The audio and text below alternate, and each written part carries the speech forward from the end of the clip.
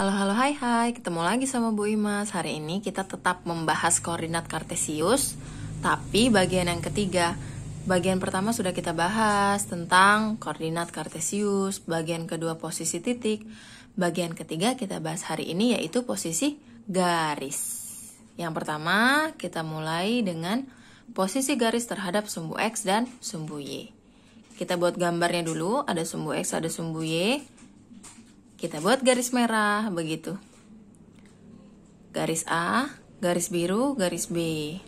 Kalau dilihat, dia bentuknya kan menyerupai sumbu X ya. Tuh, arahnya sama. Bentuknya kayak begitu, sama. Tidurnya di situ, gitu. Kalau garis yang menyerupai seperti ini, kalau dia digeser, dia akan berhimpit ke sini. Itu namanya garis yang sejajar. Maka disebutlah di sini garis A dan garis B sejajar terhadap sumbu X, tetapi dia tegak lurus terhadap sumbu Y. Dia sejajar nih di sini, sama nih bentuknya. Kalau dari sini ditarik ke sini, dia akan berhimpit. Tapi dia tegak lurus di sini nih. Dia memotong tegak lurus. Tegak lurus itu artinya memotong 90 derajat ya. Siku-siku. Paham ya garis sejajar? Kemudian gambar yang kedua, garisnya ada dua, garis C dan garis D, tetapi dia bentuknya berdiri, nggak tidur. Maka dia sejajarnya terhadap sumbu Y. Tapi tegak lurus dia di sini terhadap sumbu X. Maka disebut di situ garis C dan garis D sejajar terhadap sumbu Y dan tegak lurus terhadap sumbu X. Ngerti ya? Lanjut, gambar yang ketiga. Ada garis tuh. Garis merah, garis E, garis biru, garis F.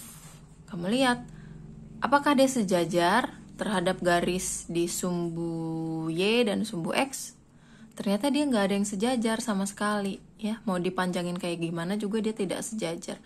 Maka kalau garis-garis yang seperti ini tidak sejajar dengan sumbu X maupun sumbu Y, disebut garisnya memotong. Garis E dan F memotong sumbu X dan sumbu Y. Ngerti ya? Lanjut, ada contoh di sini. Diketahui titik A 3,2, B 3,6, C min 5,2. Ya, kamu buat dulu gambarnya baru baca pertanyaannya, biasain. Ada titik A 3,2 berarti 3 ke samping 2 ke atas ya. Kan udah belajar kemarin. B 3,6 berarti di bawah tuh, 3 min 6 ke bawah. Kemudian C 5,2 berarti di sini atas ya, C 5,2. Nah, pertanyaan yang A, jika dibuat garis melalui titik A dan B, bagaimana kedudukan garis terhadap sumbu X dan sumbu Y? Kamu hubungkan dulu titik A sama B-nya. Nah, ada garis tuh, lihat garisnya gimana tuh? Oh, dia berdiri seperti sumbu Y, berarti dia sejajar dengan sumbu Y. Kemudian tegak lurus dengan sumbu X, gitu ya, garis AB-nya. Garis yang melalui titik A dan B tegak lurus sumbu X dan sejajar sumbu Y.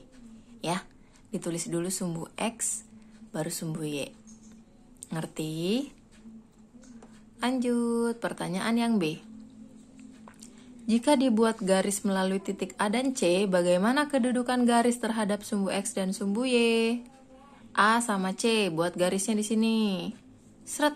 Nah, oh garisnya bentuknya begitu, berarti dia sama nih dengan sumbu X nih. Maka dia disebut sejajar. Maka garis A, C, sejajar sumbu X, tegak lurus sumbu Y. Gitu, paham ya?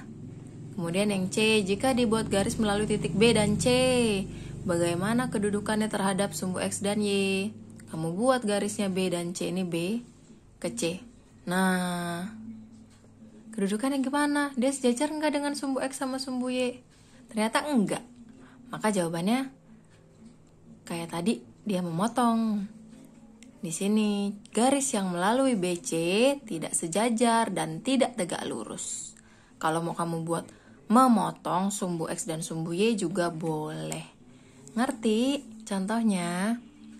Ngerti ya? Kalau sudah paham, sekarang lanjut ke Ayo Berlatih 2.3. Ada 5 soal, disuruh buat garis-garis. Silakan kamu kerjakan di buku. Kalau ada yang kurang paham, boleh tanya ibu. Gitu ya. Selamat mengerjakan.